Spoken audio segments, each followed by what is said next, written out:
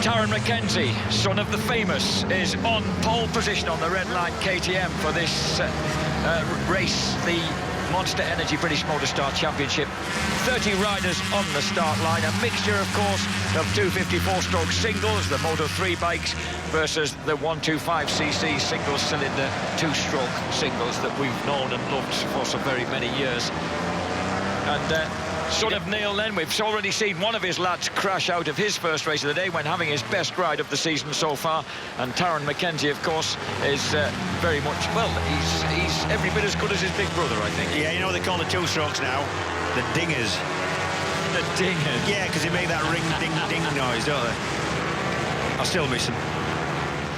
The Moto3 standings are headed by Joe Francis, from Taron Mackenzie by a full healthy 20 points, with Joe Irving in third place, followed by Hobson, Berman, Weaving, Simpson and Waring.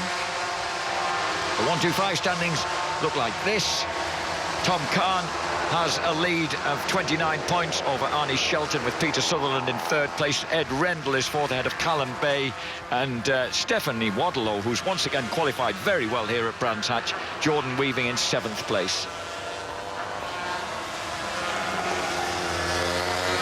The grid looks like this. Taron Mackenzie is on pole position. Jordan Weaving second. Ollie Simpson third. Bradley Ray rounds out the front row. Second row of the grid headed by 125 GP two-stroke leader Tom Kahn, from the Moto3 leader Joe Francis, Ed Rendell and Joe Irving. And row 3 has Peter Sutherland ahead of Arnie Shelton, Callum Bay and Steph Wadlow on the Aprilia. And the returning Irish lad, Andy Reid, is heading up row 4 ahead of Taz Taylor, Jake Bayford and Milo Ward. And in this, it's what now, actually, the cloud has completely burned off and been blown away, and we have a beautiful day here for this, the Motostar 125 two-stroke Moto3 championship race, with Taron Mackenzie on pole position. Is that nice? I put my shorts back on, Jack. Yes. There we go. I did wonder what you were doing, James. Fumbling around in the back of the Commons booth there. That is number 95, Taz Mackenzie. Saw him this morning going the other way on his scooter as I was walking into the paddock, and he's got a big smile on his face. He's been pole several times this year, unlucky to miss a knock-hill round when it dropped a valve and he couldn't get a replacement. So with Taron Mackenzie on pole position and on that red line, KTM fucks his way off the line, veers across to number 3 towards number 34, Jordan Weaving, and I think Weaving might have grabbed the advantage into the front, and indeed it could be Ollie Simpson who's grabbed the advantage, or even Bradley Ray in first place. Bradley Ray, the lovely little bespectacled lad, running at the front, for Jordan Weaving in second place. Taron Mackenzie holding that tight line on the orange-red line KTM to ensure that he stays in third place. And those three then pouring down the hill into Graham Hill Bend. Yeah, definitely Bradley Ray, number 28 in the lead. That's a lovely silver bike, and that's actually Mahindra. That's it's actually a two-stroke machine, and he's the only one who's really pushing the four strokes. The first three in qualifying, Mackenzie, Weaving and Simpson all on Moto3 four-strokes. Those Mahindras are great little machines that have had a lot of success in the Spanish and even some in the World Championship Series, James. Yep, they actually started life as a different make, and I forget which. It might even have been an Aprilia design originally, before everything, the drawings and everything, all the metalwork was bought by Mahindra to run in MotoGP some years ago. So leading the way there on the Mahindra is Bradley Ray. It's great to have him back in this series, and we've got right behind him now into second place, has become the threatening little figure of number 95, Taron Mackenzie. He's got the better of Jordan Weaving. Look, man in fourth there, that is Joe Francis. He's making moves now on the WD-40 bike. They've got that thing going. That's a four-stroke as well. There it is, a yellow and blue one. Kid's only 15, he's tall for 15. Do you know, he came in to see us earlier, and he's as tall as me. He's about 5'11". Yeah, he's a big lad for 15, there he is. Up the inside of... a very quick move. Yep, up the inside of Weaving. You can't waste time. You know, especially when you've got somebody like Ray and Mackenzie at the front, you can soon find yourself getting into third, and there's a gap that you can't bridge. And that's Weaving back up the inside of Joe Francis into Druids. So Bradley Ray, Taron Mackenzie, Jordan Weaving and Joe Francis ahead of Ollie Simpson, Joe Irving, Tom Kahn and Peter Sutherland. These are the boys running at the front. And look, Taron Mackenzie taking those eager early lines towards the apex. Yeah, and there's different weight rules for these 4-strokes and 2-strokes. Clearly the 4-strokes have more mechanics involved in the engine, and they need a slightly stronger chassis to cope with that extra weight in the engine. So they have 148 kilo lower limit combined rider gear and everything else, and the 2-strokes can be 112 kilos lighter. That's 136 for the 2-strokes. Through into 5th place has gone Joe Irving on the Toden Tate. I do believe I was right. The Toden Tatey pub bike. I bow to your better grammar. Yes, there he is. That's number 66 on the KTM Moto3. But he's Joe Irving, the home Firth boy. And you're dead right. His dad's restaurant is called Toden Tatey. And I could never say it quite as well as that, I must admit. He momentarily got the better of Jordan Weaving, but Jordan instantly responded back into that 4th place. There's the battle going on between the KTM and Jordan Weaving riding bike number, that lovely bright red bike 34. Yeah, you can hear the difference quite clearly there. The 4-strokes and the 2-strokes, completely different. The way the engines work, the way they sound, the power delivery, everything. Wow, Joe Francis whipped. Oh, that's Weaving. That's Weaving's gone down. Yeah, he's hit the curb. Look, he's got get out of the way. Good lad. You can see the tyre mark. Look, as he hit the curb, it started to chatter, and then it's thrown him off. And he's furious with himself. The lad from Cape Town. Yep. He got his first win up at Knock Hill, and watch him hit the curb. There, look. Wow. Did he try? Was he trying to get inside? I don't. Joe. There was he and Weaving together. No, he and Irving together. He's hit the curve is what he's done, but what he was trying to do, maybe a little bit unsighted because he was behind Joe Irving, I don't know. I mean, lucky that he actually span off the racing line and didn't get hit, to be honest. But good kid, this South African, you know, got his first win at Knock Hill, and I spoke to him at Snetterton, and he's such a nice little fella. A real battle going on here now for 2nd place between Joe Francis and Taron Mackenzie. Incidentally, I'd like to say thank you to Joe Francis, because he came in to give Mystifying to hand over a golden carrier bag that seems to be full of lubricants of some probably WD-40s. I don't know. I can tell you now it definitely is, and there's something to clean your car and something to clean your toilet and all sorts of stuff in there, Jack. So if you don't want it, I certainly will. My boy, I absolutely I assumed it was oil. I was wondering what I was going to do with it. Yes, it's oil. You don't need it. Give it me. Bradley Ray leads the way. At the moment, we've got Francis in 2nd place on that distinctive blue and yellow WD-40 machine, ahead of Taron Mackenzie on the orange red line KTM, and then Joe Irving, Ollie Simpson, and Tom Kahn goes through now in 6th place ahead of his nearest rival in the 125 class, Arnie Shelton. Peter Sutherland is 8th and Grendel is 9th. Andrew Reid running in 10th place. Stephanie Wadlow is in 12th place, highest placed of the young ladies out there in the race. Good rider, Stephanie. I've got to say, she's always running about that kind of 8th to 14th position. So always in the points. Yeah, absolutely, yeah. Now, these 5, they've just got a little bit spaced out. Who is going to attack who next? Because on these little bikes, how close do you need to be to get some kind of slipstream, James? Depends how fast you're going. The slipstream's longer as you go quicker. So on the longest of the straights, you probably get it, I would say, about 15 metres. On the shorter straights, not as much as that, because the speeds are lower. Great mixture of noise between the kind of the squealing 125 and the purring 250s. I'm a bit prejudiced, but the ones that sound like lawnmowers are the Moto3 bikes, and the ones that sound like the high-pitched loveliness is definitely the 2-strokes. Can you tell which ones I like? High-pitched loveliness. Great term for it. So here we are, leading the way on a machine of high-pitched loveliness is the Mahindra of Bradley Ray, number 28. Who's been, because of his Red Bull rookie commitment, has been kind of in and out things, because he was selected for last year's Red Bull MotoGP Rookies Cup, the only British kid out of over 100 competitors to go through. As Joe Irving slips by Jordan, I don't know, it's not, it's Taron Mackenzie. It is, he's got past Taron, yeah. Joe's beginning to show a bit more aggression these days. He's actually having a real punt at people in the turns, isn't he now? He is, and he's got a quick bike as well, which always helps. And another one who's impressing me is a good ride for number 45, Ollie Simpson. Yeah. Who's qualified well on the front row of the grid. The Australian on the Ollie Simpson Racing KTM. They come from the Australians, just keep on coming, don't they? Yeah, and what we've got now is a championship, all classes in the British Championship that are seen as a stepping stone to bigger and better things, you know, to World Championship. And people want to be in, they want to race in this competitive championship, and that's a good thing. And the Australians, therefore, just keep... In fact, every class has an Australian or a few in it. I think it's compulsory now. Yeah, and about these bikes, we've explained that the Moto3 bikes are 250cc. There's number 22, Stephanie Wadlow, James. Yep. She's a little isolated at the moment, but running way clear of Taylor, Lodge and the rest of them behind her. Yep, on a little 125 two-stroke. So we've got 125 two-stroke singles, 254 stroke singles. They're the Moto3 bikes. But they develop about the same power, about 50 to 52 brake horsepower. However, the two-strokes, just because of the way the engine works, the power tends to be near the top, and the four-stroke gives a little bit more drivability and kind of punch from the corners, really.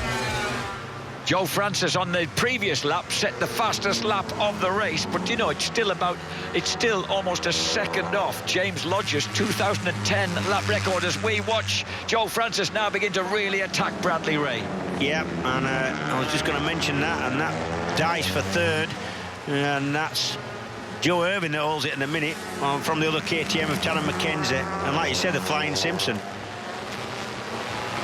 This is really fascinating. These two now, they're very, very evenly matched, but always once, this time the red line KTM of Taz McKenzie makes a late move and then almost a wide move into the entrance of Surtees just to kind of put off Joe Irving there. Yeah, Taryn McKenzie 17, Joe Irvine 16. And at the front, Bradley Ray, who is just trying to remember, he's about 16 years old now, isn't he? Turned 16 on the 16th of May. Yeah, but a lot smaller. Brad Ray is quite small compared to definitely the man who's behind him on the WD-40 bike. That's Joe Francis. He's quite a tall lad, like you say, and that's quite important. If you get the head-on shot down the straight, you'll see just how hard Joe Francis has to try to get everything tucked in, the elbows, the knees, the toes, everything, because it does make a difference on these fairly low-powered bikes. It is a curious noise, isn't it? Yeah, compared to what we're used to, yeah. So at the moment we've got Bradley Ray managing to lead, but for how much longer? 4 Moto3 bikes. Yep. Here he comes once again, number 28, little Bradley Ray. From Lydd down in Kent, in deepest Kent. We're kind of, you know, not quite as deeply into Kent. Lydd's right down near the coast. You don't get any deeper without getting your feet wet, do you? No, not really. Oh, and here comes like Joe Francis. Yeah, clean move, nothing Joe wrong Francis with that. then, James, as if he was checking out just what sort of company he had then. Well, I'll tell you what he has got for company. He's got Taryn McKenzie. He has.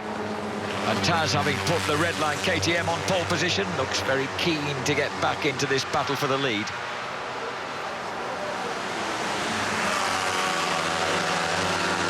This amazing racket as they go around the Sheen curve. It echoes off the overhanging trees there. And what I can tell you is the lap times they're doing now, 35s, 34s are really quick. I mean, not compared to lap record, but compared to what anybody did in practice. He got down to 36s in practice and no quicker. So they're already up in about a second quicker, or maybe a bit more, this bunch, than what any of them did in qualifying.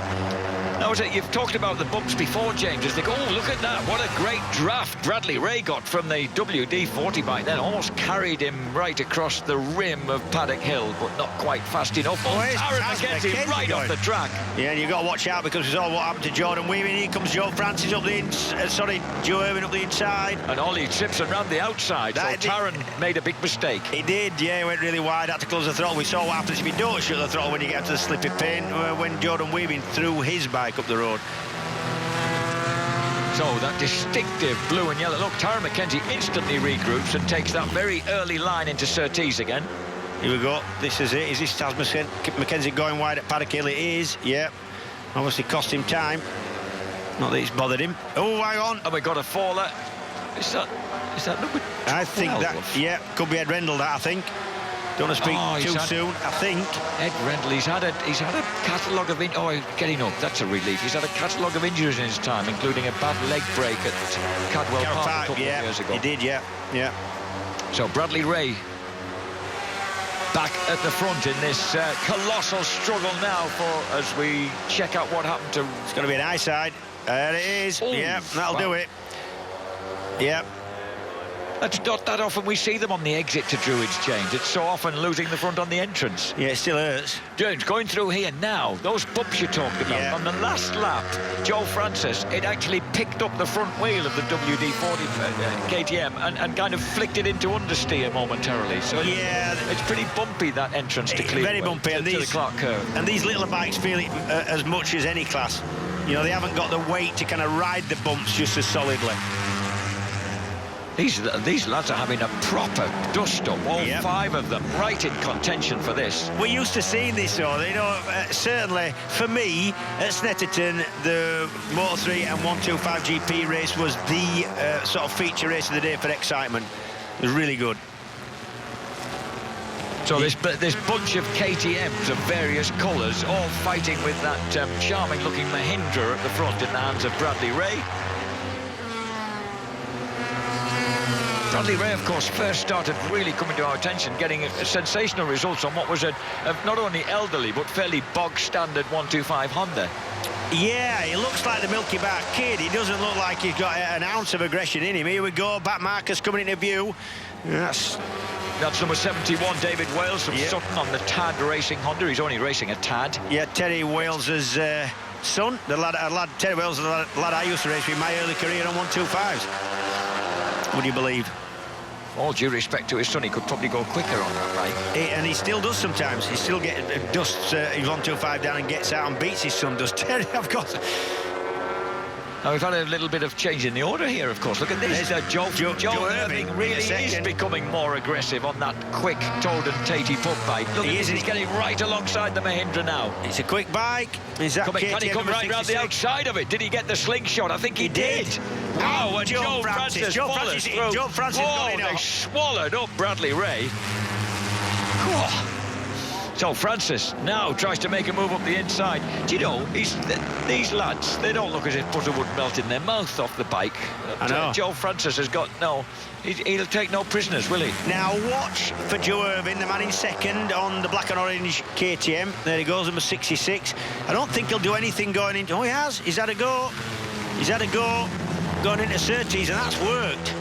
Francis was very reluctant to let him through. Then we're on the 10th of 12 laps, just 2.5 laps to go. Well done to Joe Irving. I've got to say he's riding with much more aggression and, well, just general speed than what we've seen ever from him. Good lad. Swooping round Hawthorne's Bend now, uphill onto the Minter Straight. Put your hands up, those who remember Derek Minter. What was he like round Brands Hatch? He was magic. This is the leader, Joe Irving now. Second place, Joe Francis. The two Joes are at it for the race win. I remember Alan Minter, wasn't he a boxer? He was. I don't think he ever came here. Tommy Hill trains with Ross Minter, Alan Minter's son. Oh, there you go. There you go. So he's relevant. Thank you. But if you've not... Listen, mate, look up some photographs of Derek Minter going round Druids and tell me if anybody ever leaned over further, has ever leaned over further than that. Hey, matey, anybody who's done his own work on past races is me. I look right into it. When I was a kid, I read loads of books about old races. Now we're about to go. We've got 2 laps to go. Penultimate lap. Taron McKenzie's coming back into it.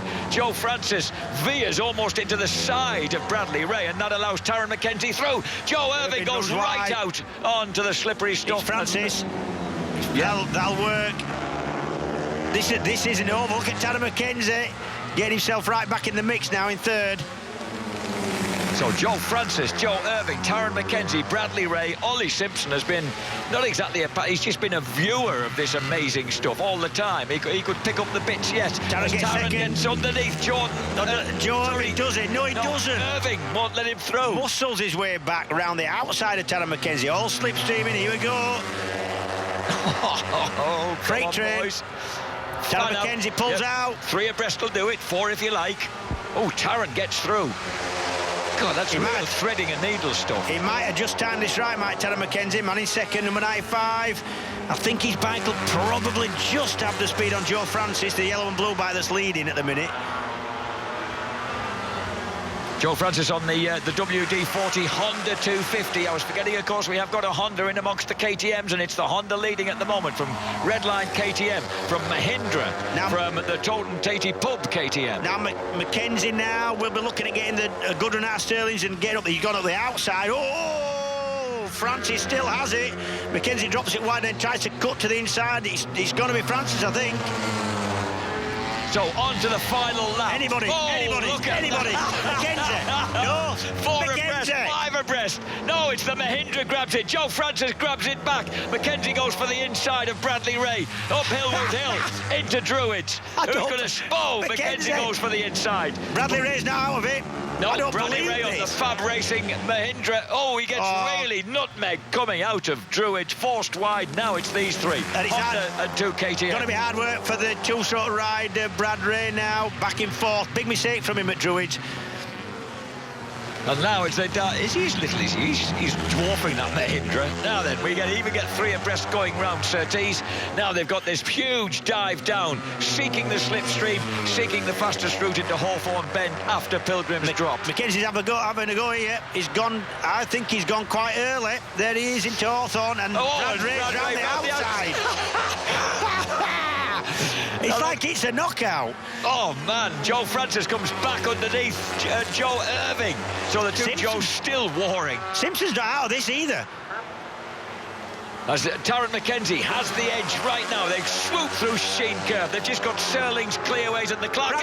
Joe Francis right underneath both of them. Sits up Bradley Ray. Could be Brad Ray, goes wide. Bradley Ray dives through the middle as Joe Francis gets the power on. And Mackenzie. No! It's Joe Irving. No! Oh, dear God! What's happening here? It could be Irving. It could be Irving. Irving might get it. Joe Irving gets the Toten Tatey Pub's first victory. Irving, Mackenzie, Francis, Ray, Simpson as they swoop across the line. Race of the day. 0.107 of a second separating first and second. 300ths of a second between second and third. 300ths of a second between third and fourth. And the rest. Sorry, Arnie Shelton, Tom Kahn, Peter Sutherland have just swooped across the line. Callum Bay and Stephanie Badlow. I think Steph's going to be in the top 10 here. Yeah, she finishes in 10th place. What? Great ride. What a fantastic race, Jack. I don't know what to say. Don't need anything saying. Well, sort the highlights of that out then, boys. So Joe Irving gets, the boy from home first, gets his debut victory. It is his first win, isn't it? Yeah, it is. Yeah, definitely, yeah. So he doesn't turn... Well, that's a good early 17th birthday present for him. On the 6th of August, he turns 17. Nicknamed the Toad. Started grass track racing at 6, and he's finally ended up with Motostar British Championship win to his credit. Well done, Joe. That was just a fantastic race. What a good one. Oh, I don't know. And what are we going to see next? I don't know. Possibly the results, because in the here we go. Crikey me. This is it. And yeah, this is Sterling's. And that's out the last left-hander before clearways and before the start finish. That cost Joe Francis the win. It did. That was a bad exit to Sterling. It was. Also Brad Ray. Look at this, look. Look at this. How close do you want it? Actually, I was talking rubbish. Joe Francis got right back in the mix, but then he actually messed up coming out of clearways in the end. Yeah, wow. He wasn't brilliant at Sterling's, but he'd been squeezed by Brad Ray the whole time. And what happened? He really sat Brad Ray up in Sterling's, and Ray lost all his drive. Yeah. So, Irving wins that terrific Motostar Championship race from Tarrant Mackenzie and Joe Francis. Bradley Ray on the EE, which is, as far as we can see, the Fab Racing Mahindra, is 4th. 5th for Ollie Simpson on his Moto3 Honda. He was there all the way through, ahead of Arnie Shelton, Tom Kahn, Peter Sutherland, Callum Bay and Stephanie Wadlow's Aprilia. 11th place for Taz Taylor ahead of Elliott Lodge, and then Costilla, Bayford and Uribe rounding out that top 15 ahead of Thomas, Taryn, Berman, the second lady in the race, Ward and Hobson. The Moto3 standings look like this and they will have just had a little bit of a nudge around after that rather dramatic conclusion. Joe Francis still leads it by a slightly diminished margin of 16 points over Taron Mackenzie. Joe Irving closes up after that brilliant win in third place. And then it's really all about those three, with Hobson, Berman, Weaving, or Simpson, Taylor and Waring as support roles.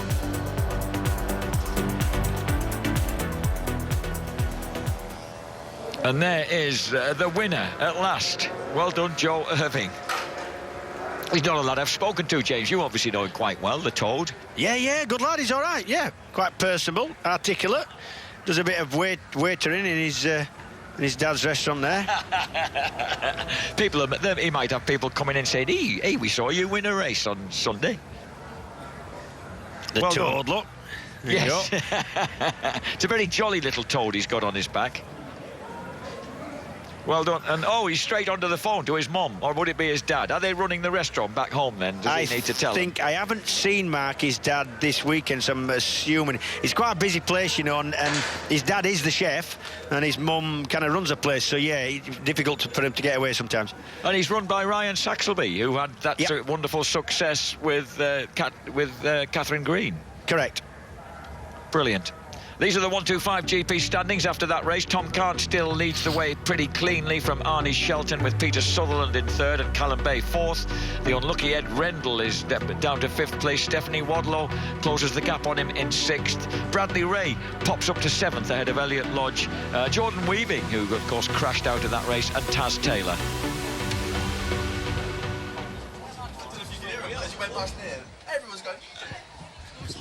Here we go then, we're with 3, 2, 1, and we're just all having a bit of a debrief about the race. It's still going on just off camera, but let's talk to our third place finisher, Joe Francis. Well, Joe, you were riding the middle part of the corners unbelievably well. You were throwing the bike in there, but you just couldn't quite hang on. No, well, at the start of the race, I didn't qualify too well yesterday. Bit of trouble with myself, not riding properly, but then got on off the start, and then I saw Brad getting away, and I thought, I need to get past these boys as quick as I can, and managed to catch the Brad, and then saw +1 on the pit board, and then I saw it was coming down, so I went for the lead. Then all of a sudden I see 3 of them come past me down the straight, and then I just tried my best to outbrake and stay in the front, but fair play to Taron and Joe. They were road mega today, and hopefully we can do 2 better at Alton.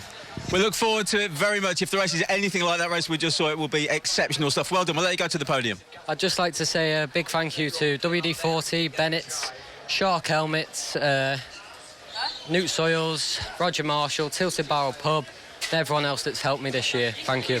Well done, Joe. We'll let you go to the podium. Joe Francis there, our third place finisher. Our second place finisher, Taz Mackenzie. Taz, come on, let's get you up for a bit of a chat. Now listen, what I want to know from you, because you're an articulate chap and you think these things through, even though you've been gabbering away down there with Joe, but take us into and through that last corner. What was going through your mind there? Well, when I passed Joe at the end of the back straight, I thought, if I can get round that fast right, blind right, and into that left, I'm pretty sure I got it, but I messed up going around that fast right, and then they all came underneath me, Brad and Joe, so then I got the drive on them again, down into the last corner, and then Joe passed me up the inside, and then the other Joe passed me up the inside, so it was just, I knew I could outbrake Joe into the last corner, but he was on the inside, and he was always just got that leverage on me, but I was rubbing elbows the whole race, and yeah, it was a good race, it was a fun race, but yeah, I just really want to win again.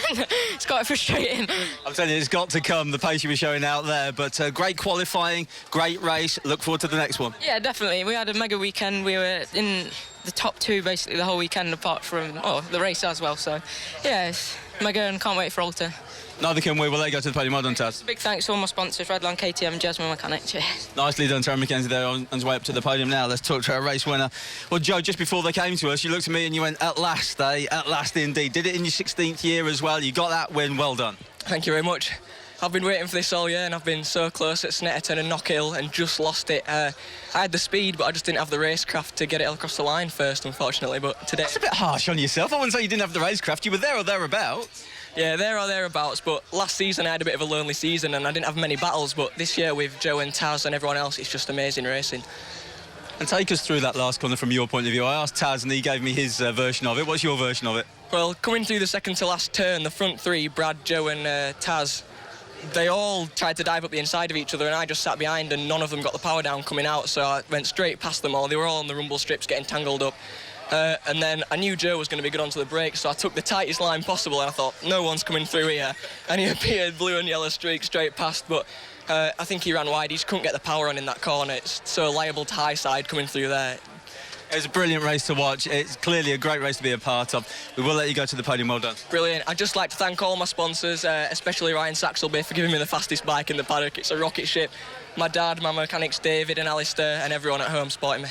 Very nicely done. Off you go to the podium then. That is our race winner, Joe Irving. His first win, 16 years old first win, and to win in such style like that here at Brands Hatch in the sun in front of a massive crowd. You can't ask for much better than that. Here's the highlights for Jack. Great start off pole position for Taron McKenzie initially, but then outgunned by number 34, Jordan Weaving, the young man from Cape Town, South Africa. And both of them beaten to the first turn by the Fab Racing Mahindra of Bradley Ray. And the Kentish boy led the way. Big moment here for Jordan Weaving. He caught the curb badly, fell heavily on the way up Halewood Hill. And that left the Mahindra to fight off the attention of WD-40 Honda's Joe Francis. Francis took the lead at the top of Halewood Hill through Druids, and then it settled down into a massive five-way battle as the two-stroke 125 tried to get back into the lead. Taron McKenzie, Joe Irving, Ollie Simpson, all involved in the battle. A big mistake there coming out of Paddock Hill Bend by number 95, Taron McKenzie. He makes amends for it, though, as they go 3 and 4 abreast into Paddock Hill Bend. Drama all over. Joe Francis arrows his way through to the front as they drop down into the dip. And then it's absolutely mega racing on the final lap. Just like breathtaking stuff, 4 abreast as they launch down into Hawthorns. Taron McKenzie has the advantage over Bradley Ray, Joe Francis and Joe Irving. But as there was where the Toad and Tatey boy thought he'd lost it, but he drove back underneath Joe Francis, got the drive out of Clark Kerr, and in dramatic style took his first victory in the Motostar Championship ahead of Joe Francis and Taron McKenzie. So we await a very well-deserved podium then for Joe Irving, who will, on the 6th of August, will actually turn 17 he'll turn then. These are the various people waiting to watch. Look, plumb in the middle there is Taron McKenzie's mum, Jan, the wife of Neil McKenzie, as if she hadn't seen enough, having been alongside Neil McKenzie throughout his illustrious career. She's now having to put up with it with her 2 boys, Taron and Taylor. And little Taz there, look how tiny he is, finishes in 2nd place for Redline KTM. Congratulated by the tall figure on the right, Joe Francis. And the lad who finished 4th, just 1 point behind Cat Green in the championship last year for Ryan Saxelby Racing and the Toad and Tatey KTM. It finally is victory for Joe Irving. Congratulations to Joe Francis on the WD-40 Honda. As James said, not always with quite the speed of the KTMs. And Taron McKenzie, who still needs ballast because he's such a flyweight. And Joe Irving, who had his first race on a 125 here at Brands Hatch, the opening round of the 2011 season, and he's really come on very, very quickly since then. And as he says, his racecraft has improved, and he's finally proved his worth with that brilliant win here at Brands Hatch. A memorable race.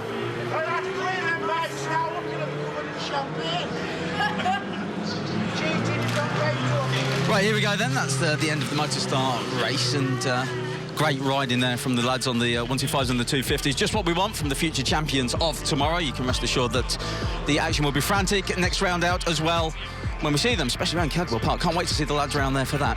Right, we're going to go for a short break then. When we come back here at Brands Hatch, it will be time to go from the smallest bikes on the grid to the biggest bikes on the grid. It's time for the Pirelli National Superstock 1000. See you back here in 2.